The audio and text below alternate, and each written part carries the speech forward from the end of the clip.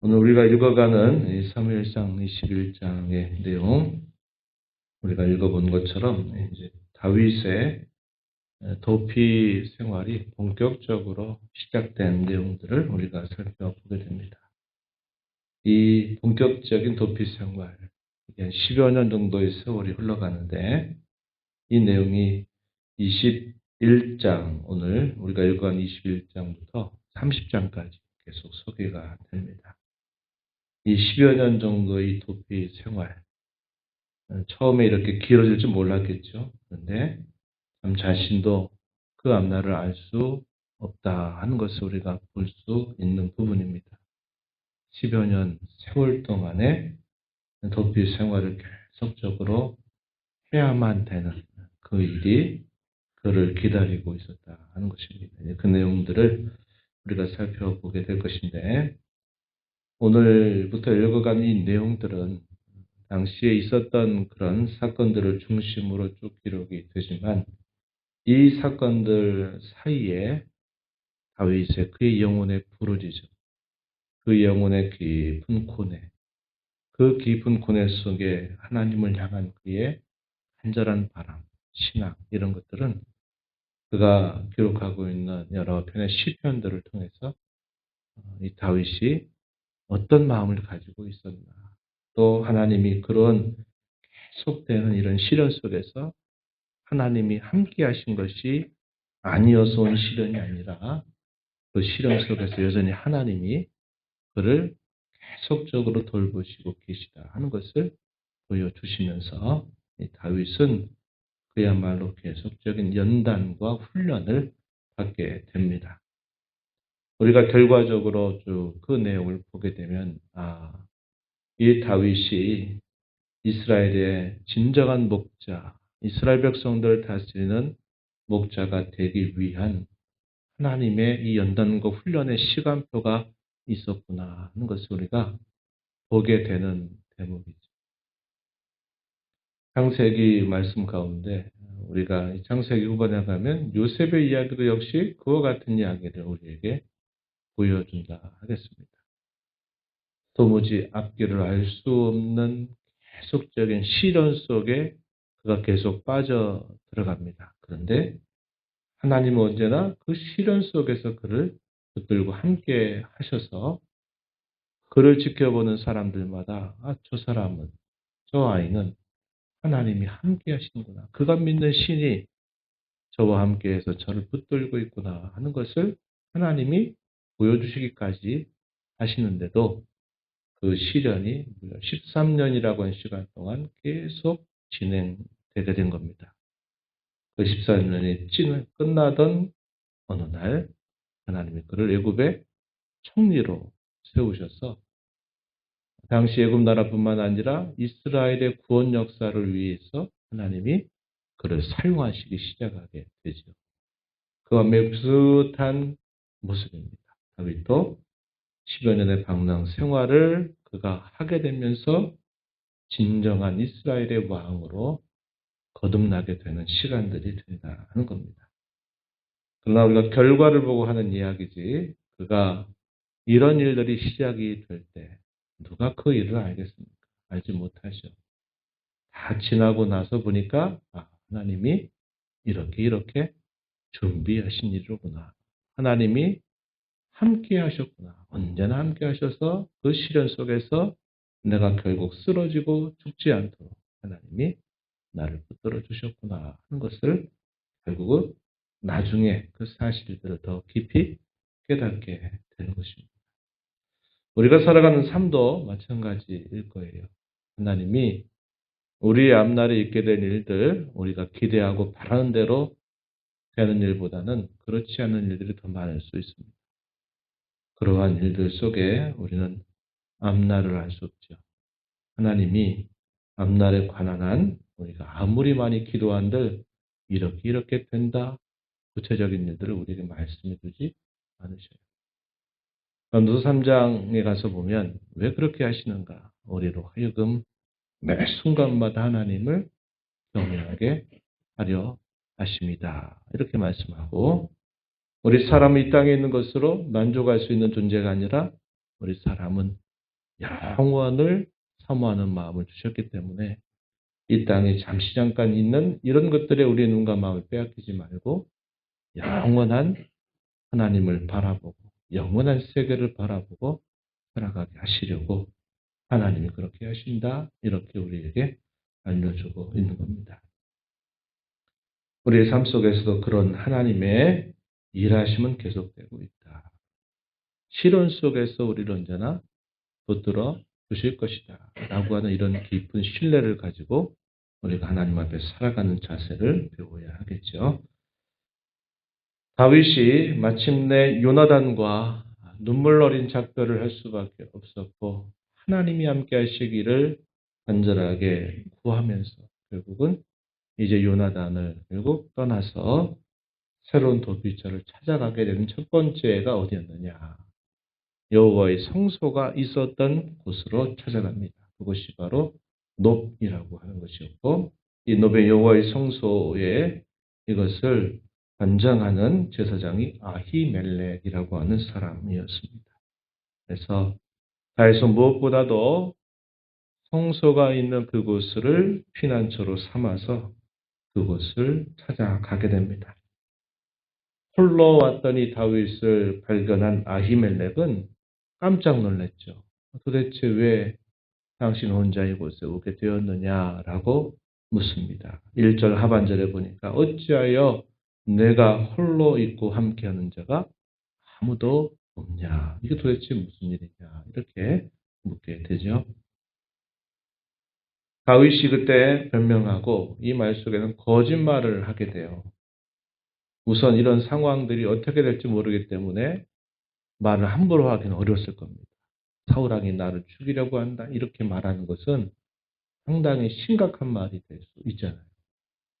또 금방 이 상황이 금방 모면되고 벗어날 수도 있을 수도 있다라는 기대가 있기 때문에 말을 또 신중히 기하는 겁니다. 그래서 거짓을 말하게 돼요. 뭐라고 말합니까?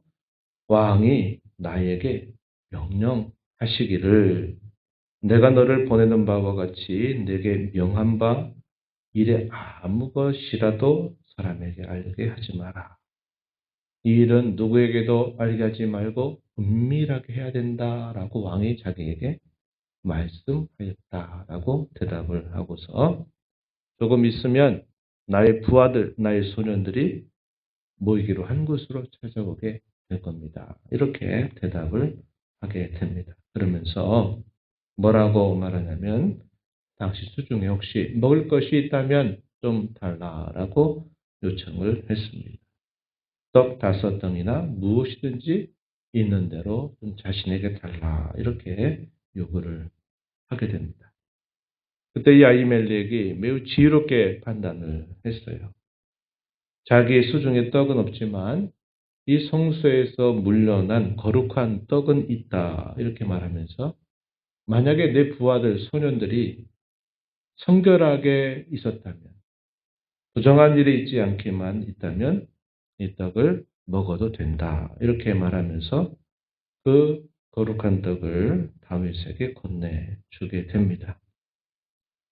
나중에 예수님께서는 예수님을 향하여 비난하는 종교 지도자들에 대하여 이 말씀을 인용하시면서 사랑과 선을 행하는 것이 중요하다 하는 사실로 이러한 있었던 이야기를 예수님이 자신에게 묻는 종교 지도자들에게 답변하신 말씀이 있어요. 마태복음 12장 1절부터 5절 내용에 보면 이 이야기를 인용하시는데 아히멜렉이 매우 지혜롭게 하게 된 겁니다. 아히멜렉으로서는 다윗의 말을 그대로 받아들일 수밖에 없었던 것이죠. 그런데 때마침 어떤 일이 있었냐면 그 성소에 찾아왔던 한 사람이 있어요. 도액이라고 하는 사람입니다. 이 사람은 출신은 에돔 사람이었고 이 사람은 사울의 목자장이었다. 이렇게 말합니다. 7절 말씀 그 부분에 보니까 에돔 사람이요 사울의 목자장이었더라. 하필이면 또 그 사람이 그것을 보게 된 것입니다. 그게 이제 하나의 큰 시련거리가 또 되는 일이 후에 가서 보면 발견하게 되고요. 다윗은 이 먹을 것을 얻게 될 뿐만 아니라 혹시 수중에 칼이나 창이나 혹시 이렇게 쓸 것이 있느냐라고 묻습니다. 아히멜렉이 대답하기를 네가 옛적에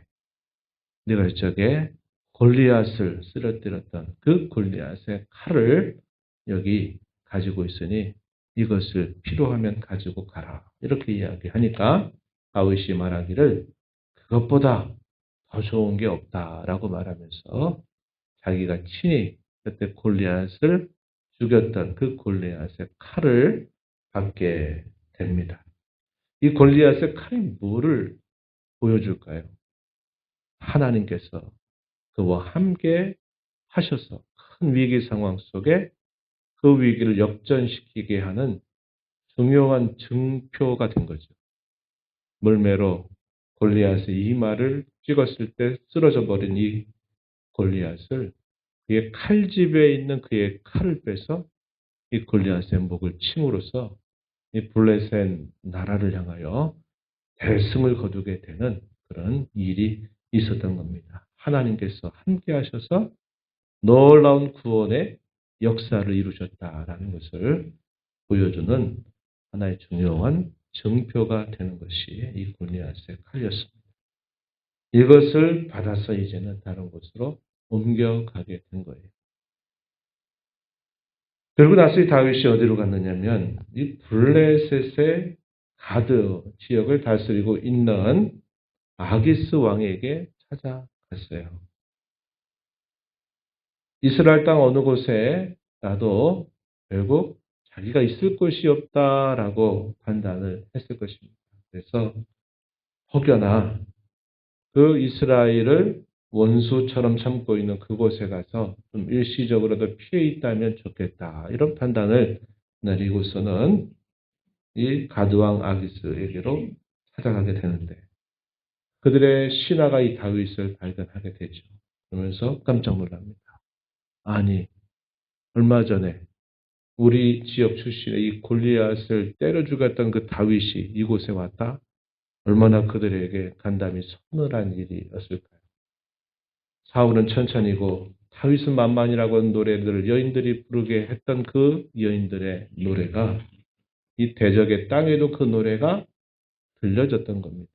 신하들이 바로 그 사람이 다윗인데 어떻게 이 사람을 그대로 받아들일 수 있느냐. 절대로 그럴 수 없다라는 말을 하게 되니까 아기스 왕이 그 사건의 기억이 났겠죠.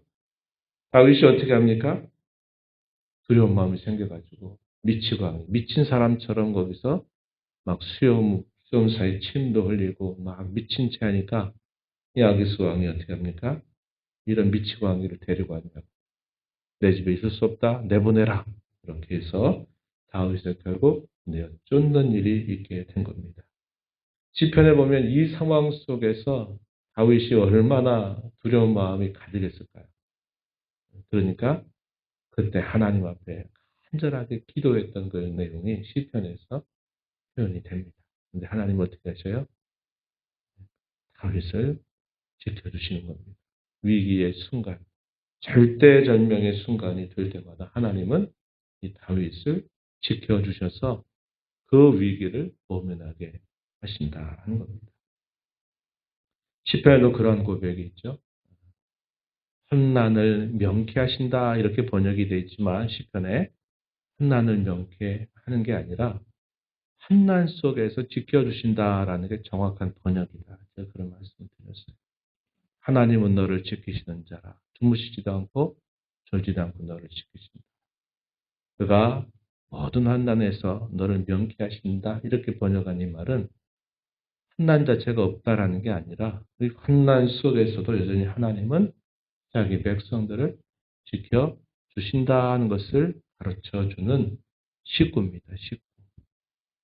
고린도서 10장 13절 말씀에 보면 우리 너무 잘 아는 말씀 있죠.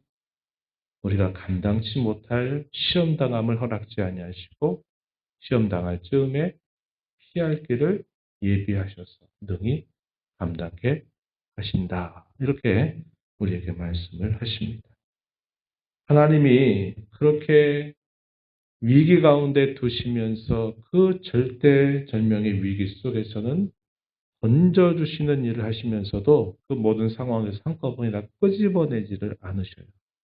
거기엔 분명한 목적이 있다 하는 겁니다.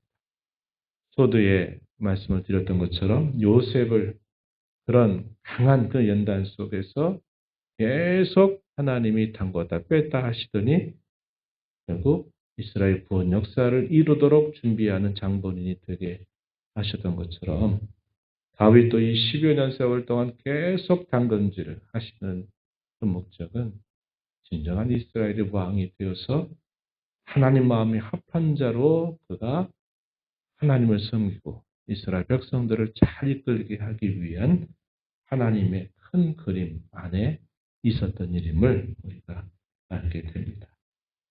우리에게도 마찬가지라는 겁니다. 우리가 살아가면서 이런저런 일들을 만나면서 때로 힘든 일, 또 슬퍼하기도 하고 고통스러운 일들이 있다 할지라도 그 사건 속에서 함께 하시는 하나님을 우리가 신뢰하고 하나님의 뜻을 여전히 구하고 하나님이 우리에게 선명하게 보여주신 뜻이 있잖아요. 어떤 일을 만나도 내 생각과 내 뜻과 내 결정을 따라 행하지 않고 하나님께서 하라 하신 대로 따라가는 그 순전하고 단순한 삶 속에 하나님 그의 구원의 손길로 언제나 우리를 이끌어 주시는 분이다 하는 것을 기억하면서 감당해 할 수 있는 은혜를 약속하신 것을 우리가 믿고 그 은혜와 지혜를 구하면서 잘 감당하고 이겨나가는 삶이 된다면 하나님 우리가 생각지 못한 놀라운 일들을 예비하고 계신다. 그것을 우리가 보게 됩니다. 이 다윗의 여러 도피 시작하는 삶 속에서 우리가 또 좀 주목해야 될 한 가지가 있는데 그건 뭐냐. 거짓말을 어쩔 수 없이 거짓말을 하죠. 거짓된 행동을 하죠. 이런 부분들은 우리가 무조건 잘했다라고 말할 수는 없어요. 어쩔 수 없는 위기를 모면하기 위해서 그가 할 수 있는 일이다 생각하고 한 일이지만 이런 부분들조차도 미화할 수는 없다 하는 겁니다. 거짓은 거짓말이에요. 그리고 거짓된 행동도 역시 거짓된 행동이죠. 이런 부분들은 다윗의 생애 가운데서 우리가 다 본받고 가야 될 부분은 아니다 하는 것은 우리가 잘 살피는 자세를 가져야 하겠습니다. 오늘 이 말씀의 교훈을 생각하시면서 하나님의 은혜를 구하면서 이 하루도 힘내서 복되게 살아가는 여러분들이 되기를 축원합니다. 하나님 아버지 감사합니다. 지난밤에도 아버지 은혜로 쉼을 허락하시고 이 새벽 시간 저희들을 깨워주셔서 오늘도 말씀하시는 하나님의 음성을 또 듣는 귀한 시간 주시고 말씀에 의지하여 기도하며 이 하루를 주님과 함께 시작하도록 저희들의 걸음을 인도해 주심을 감사합니다. 사람의 앞날은 알지 못합니다. 자기에게 이런 도피의 생활이 그렇게 오랜 시간 동안 계속될 줄은 전혀 생각지도 않았고 바라지도 않았던 일이었는데 그러한 일들이 다윗에게 계속 되게 됩니다. 그럴 때마다 진정한 피난처, 안전처가 하나님 외에 없다는 사실들을 그는 깨닫게 되고 여전히 신뢰하는 그 하나님을 향하여 언제나 기도하고 그 영혼의 깊은 간구를 통하여서 하나님의 구원의 손길을 경험하며 위기의 때마다 도우시는 하나님의 그 은혜를 체험하면서 또 그 어려움을 감당했던 다윗의 모습을 저희가 살펴보면서 저희가 살아가는 이 삶 속에 알 수 없는 여러 일들 앞에 낭망하고 두려워하지 않게 하시고 언제나 저희와 함께 하시는 하나님의 손길을 신뢰하며 주께서 저에게 보이신 가장 선명하고 단순한 뜻에 언제나 순종하기를 다짐하며 나아가는 저희의 삶이 되게 하여 주옵소서. 은혜의 보호자 앞에 나와서 아버지 은혜를 구하는 모든 심령들의 간구를 귀 기울여 주시고 응답하여 주시기를 바라오며 예수님 이름으로 기도하옵나이다. 아멘.